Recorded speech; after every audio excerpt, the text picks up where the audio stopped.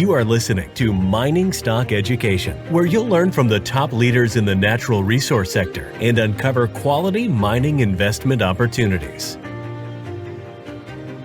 Welcome back to Mining Stock Education. Thank you for tuning in, ladies and gentlemen. This is Bill Powers, your host, and I am in Vancouver checking out the Vancouver Resource Investment Conference, meeting new companies, attending seminars and learning, as well as catching up with some friends and people that can offer good commentary on the sector. One of those is David Erfle of the JuniorMinerJunkie.com. But first, I'd like to thank Lumina Gold for sponsoring this show. You can find more information about them at luminagold.com.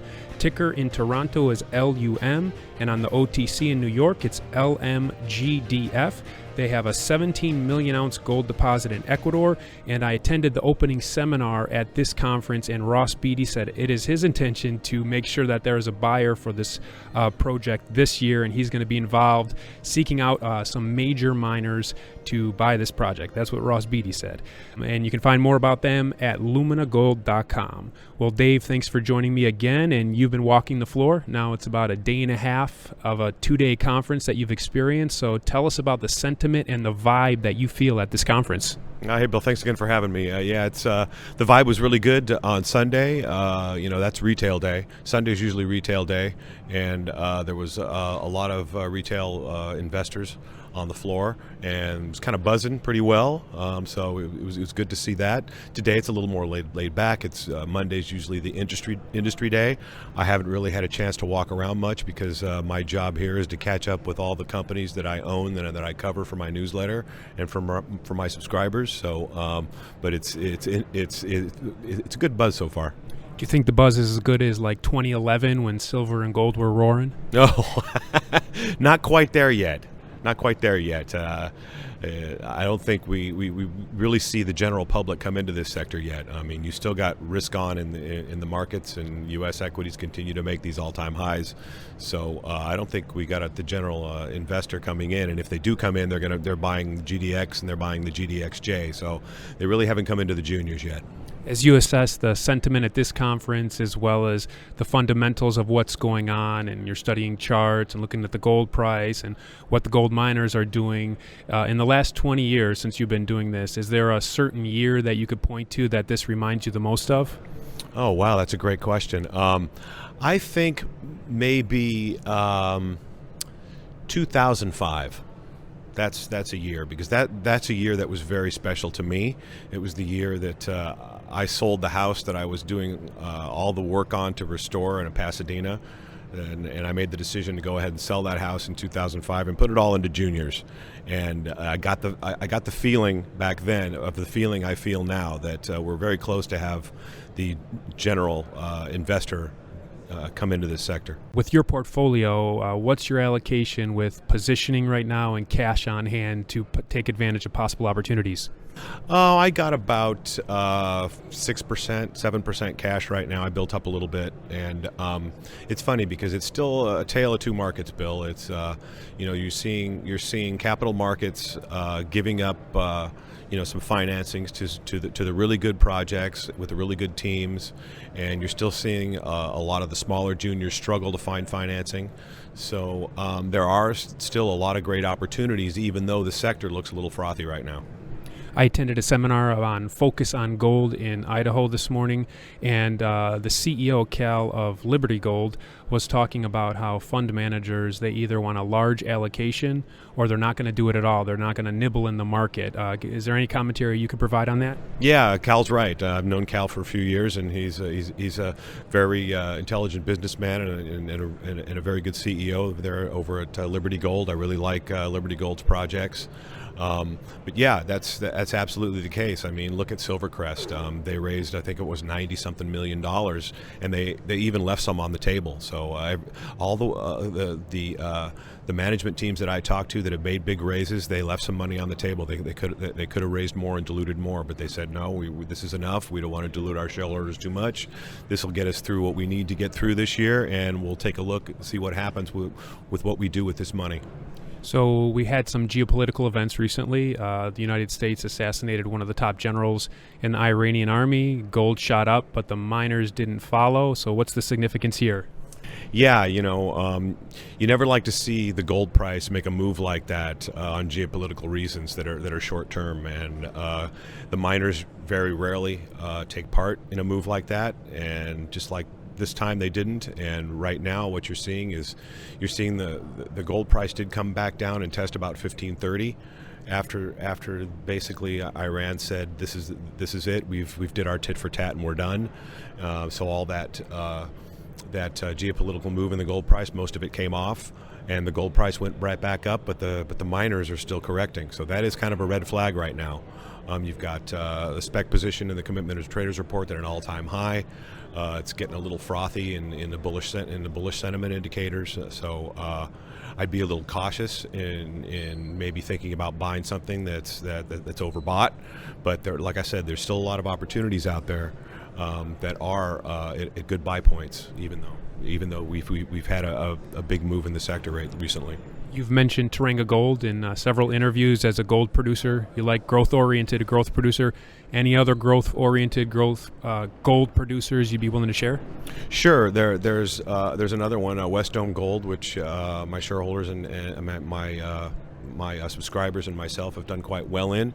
That stock got very frothy and very extended and overbought in the long term, and Canaccord Genuity came out with a report basically saying, look, we're putting this stock on hold based on valuation, and it was a good opportunity for a lot of the traders to take profits, and that's what they've done.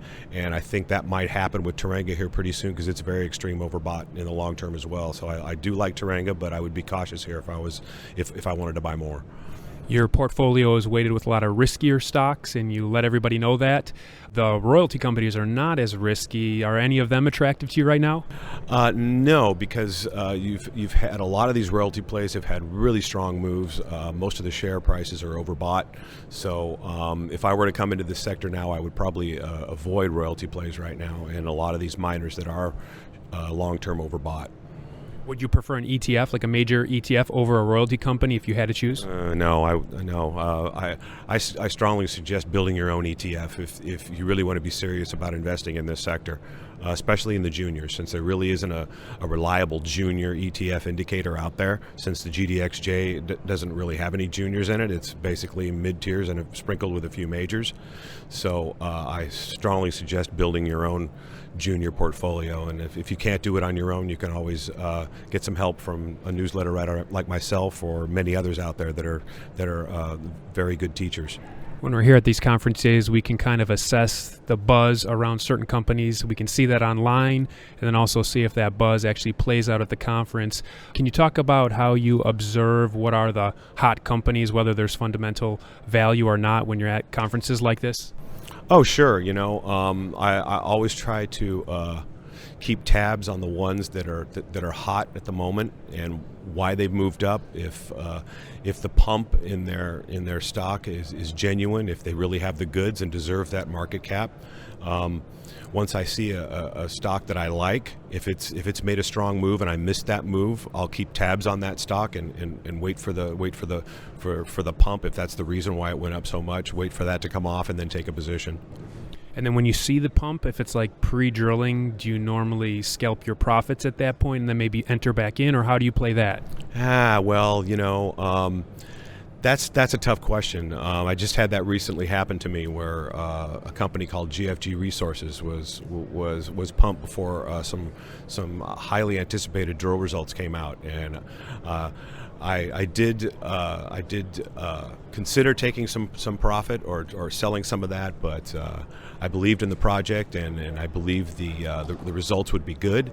And so I went ahead and made the gamble and waited. And the gamble didn't pay off. It ended up being basically some disappointing drill results. Whenever you have disappointing drill results and they're pumped up beforehand, the fall is pretty hard, and the fall was pretty hard in this one, and I ended up selling. I didn't lose too much, but I did lose about 8% on the trade, and because I got in early. But that's the name of this game. Sometimes it happens. You roll the dice and you take your chances, and sometimes it works out, and sometimes it doesn't. If they all worked out, it wouldn't be very much fun. Yesterday, you shared with me in a conversation about Eric Sprott. Obviously, Eric Sprott has been funding a large portion of the development and exploration in this junior mining industry this year. It's a great encouragement not only to the companies that receive his checks, but also to those speculators on the side.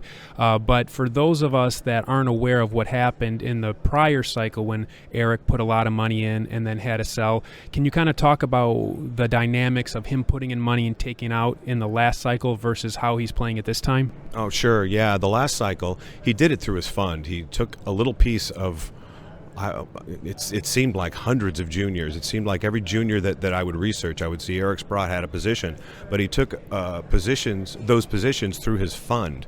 So when the bear market came along, he was forced to divest almost all of those positions because he was having redemptions in the fund.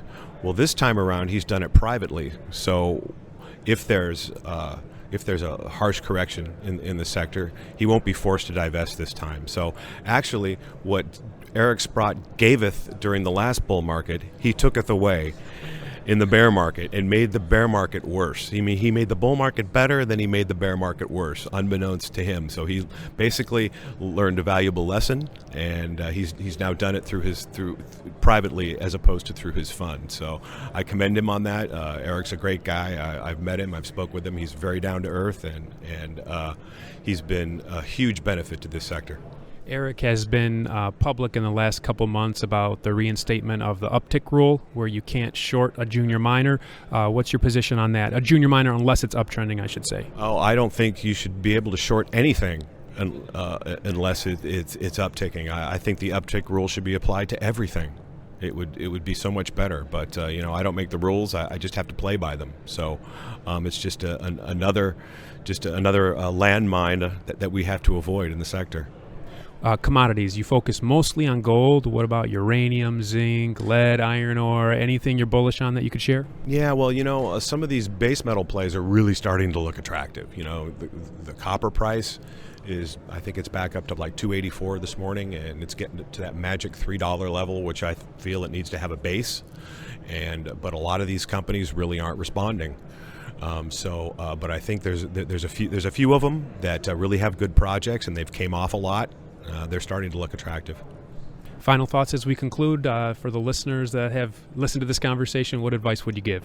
Oh, the best advice I can give you is to just do as much due diligence as you possibly can, and be firmly aware that this is a tale of two markets, and there is opportunity out there. You just have to search for it, and be patient. Let it come to you. Don't chase anything. Never chase a junior. I live by the rule. You buy fishing lines and sell rhino horns. It's a very high risk business, and as long as you manage your risk, you'll do very well. And in your newsletter, you give buy and sell recommendations, and I've been a subscriber, and you've never recommend selling your house like you did, right? No, never. I would never recommend anybody do that. That's for sure. So on that trade, don't follow my footsteps. Absolutely. Please don't. David's website is juniorminerjunkie.com. Thanks for listening. This is Bill Powers from Vancouver at the Vancouver Resource Investment Conference. Have a great day.